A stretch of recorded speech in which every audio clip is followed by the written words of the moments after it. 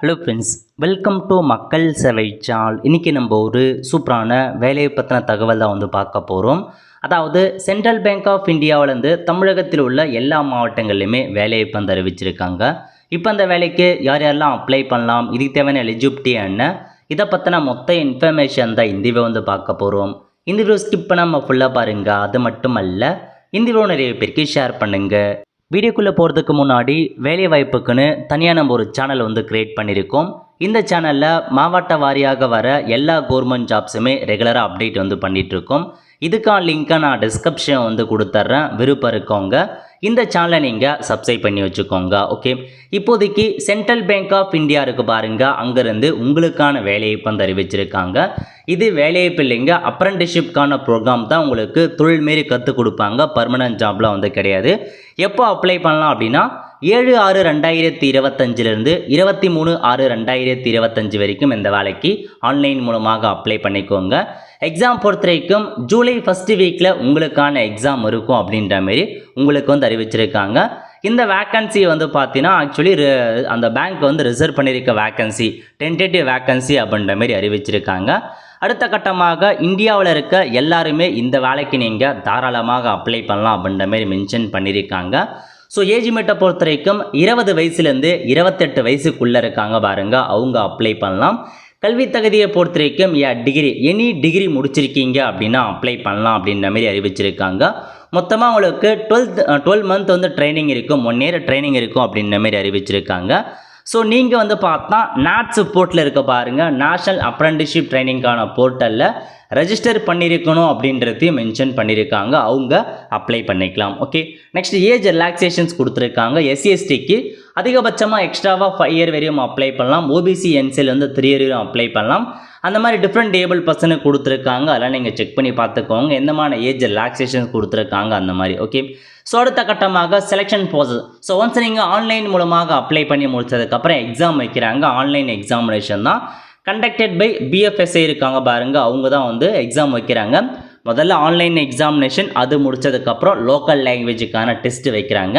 Exam எப்படி இருக்க போகுது அப்படின்னா மொத்தமாக 100 கொஷின்ஸ் கேட்குறாங்க. 100 மதிப்பெண்களுக்கு எக்ஸாம் வைக்கிறாங்க. இங்கிலீஷ் அல்லது ஹிந்தியில் தான் உங்களுக்கான கொஷின்ஸ் பேப்பர் இருக்க போகுது. ஓகே, 8 டாபிக் கொடுத்துருக்காங்க பாருங்கள். Quantitative aptitude, logical reasoning, computer knowledge, English language, basic retail product, basic retail asset product, basic investment product, basic insurance product பற்றி தான் உங்களுக்கான கொஷின்ஸ் இருக்க போதுங்க. இதுக்கு நெகட்டிவ் மார்க் இல்லை அப்படின்றதையும் மென்ஷன் பண்ணிட்டாங்க. ஒன்ஸ் எக்ஸாமில் யார் யாரெல்லாம் செலக்ட் ஆகிறாங்களோ அடுத்த கட்டமாக டெஸ்ட் ஆஃப் லோக்கல் லாங்குவேஜ், அதாவது இப்போ நீங்கள் தமிழகத்துக்கு அப்ளை பண்ணுறீங்க அப்படின்னா தமிழ்நாட்டுக்கான லோக்கல் லாங்குவேஜ் தமிழுக்கான டெஸ்ட்டு வைப்பாங்க. ஸோ உங்களுக்கு எந்த அளவுக்கு தமிழ் ரீட் பண்ண தெரியும், ரைட் பண்ண தெரியும், ஸ்பீக் பண்ண தெரியும் அப்படின்றதுக்கான டெஸ்ட்டு வைப்பாங்க. அதில் நீங்கள் பாஸ் பண்ணிட்டீங்க அப்படின்னா ரிசர்வேஷன் படி இந்த அப்ரெண்டிஸ்ஷிப் ப்ரோக்ராமுக்கு நீங்கள் செலக்ட் ஆகிடுவீங்க. ஃபைனல் செலெக்ஷன் பற்றி கொடுத்துருக்காங்க பாருங்கள். Meeting the cut off mark and being in the merit in the online examination to be decided by the bank அப்படின்றத சொல்லியிருக்காங்க. ஸோ ஆன்லைன் நீங்கள் எக்ஸாம் எடுத்த மதிப்பெண், அது மட்டும் இல்லாமல் லோக்கல் லாங்குவேஜுக்கான டெஸ்ட் முடிச்சதுக்கப்புறம் எவ்வளோ கட் ஆஃப் மார்க் யார் எடுத்திருக்காங்க அதை படி உங்களை செலெக்ஷன் பண்ணுவோம் அப்படின்றதையும் சொல்லியிருக்காங்க. டியூரேஷன் ஆஃப் ட்ரைனிங் பொறுத்த வரைக்கும் உங்களுக்கு 12 மந்த் ட்ரைனிங் கொடுப்பாங்க. அதுக்கப்புறம் ஸோ எந்த மாதிரி ட்ரைனிங் இருக்கும் அப்படின்னா apprenticeship shall be imparted training on different aspect of banking practices, product மற்றும் ப்ரோசஸில் உங்களுக்கான ட்ரைனிங் இருக்கும் அப்படின்னு சொல்லியிருக்காங்க. உங்களுக்கு ஸ்டைஃபண்டாக 15,000 ரூபாய் பார்த்தா கொடுக்குறாங்க. வேறு எந்த அலோவன்ஸுமே இருக்காது அப்படின்றத சொல்லியிருக்காங்க. வெறும் ஸ்டைஃபண்ட் மட்டும் 15,000 ரூபாய் மந்த்லி கொடுக்குறாங்க. ஓகே, அதுக்கப்புறம் நீங்கள் டெர்மினேஷன் அந்த நீங்கள் கான்ட்ராக்ட் மீறீங்க அப்படின்னா அதை பற்றி கொடுத்துருக்காங்க, செக் பண்ணிக்கலாம். ஸோ அதுக்கப்புறம் எக்ஸாமினேஷன் ஃபீஸ், இந்த வேலைக்கு நீங்கள் அப்ளை பண்ணுறதுக்கு பிடபிள்யூ கேண்டிடேட் பார்த்தா 400 ரூபாய் பே பண்ணுற மாதிரி இருக்கும். எஸ்சி எஸ்டி அனைத்து கேட்டகரியை சார்ந்த பெண்கள், எக்கனாமிக்கல் வீக் செக்ஷன் 600 ரூபாய் பே பண்ணுற மாதிரி இருக்கும். மீதி இருக்கவங்க 800 ரூபாய் நீங்கள் பே பண்ணணும் அப்படின்றது மென்ஷன் பண்ணியிருக்காங்க. ஸோ பே பண்ண மட்டும்தான் இந்த ஜாப்க்கு அப்ளை பண்ண முடியும். ஓகே, ஸோ அடுத்த கட்டமாக கைட்லைன்ஸ் ஆஃப் அப்ளிகேஷன். ஸோ முதல்ல நீங்கள் natseducation.government.in வெப்சைட்டில் போயிட்டு அக்கௌண்ட் க்ரியேட் பண்ணிவிட்டு அதுக்கப்புறம் திரும்ப நீங்கள் லாகின் பண்ணிவிட்டு இந்த அப்ரெண்டிஸ்ஷிப்க்கு நீங்கள் அப்ளை பண்ணுற மாதிரி இருக்கும். ஜஸ்ட் நீங்கள் நாட்ஸ் போட்டு லாகின் பண்ணிட்டு இந்த மாதிரி central bank of India apprenticeship search பண்ணிங்க அப்படின்னா இந்த ஜாப் வரும். அப்ளை கொடுத்ததுக்கப்புறம் அப்ளை ஆகிடும். அக்கௌண்ட் க்ரியேட் பண்ணது மட்டும் தான் பெரிய ப்ரோஸாக இருக்கும். அப்ளை பண்ணுறது ரொம்ப சிம்பிளாக தான் இருக்கும்.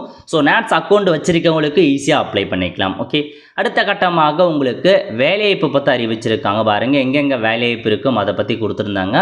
ஸோ இப்போ ஒவ்வொரு ஸ்டேட் வைஸாக உங்களுக்கான வேக்கன்சி பற்றி கொடுத்துருக்காங்க. தமிழ்நாட்டுக்கு மொத்தமாக 202 வேக்கன்சி கொடுத்துருக்காங்க. உங்களுக்கு பிரிச்சிருக்காங்க பாருங்கள்.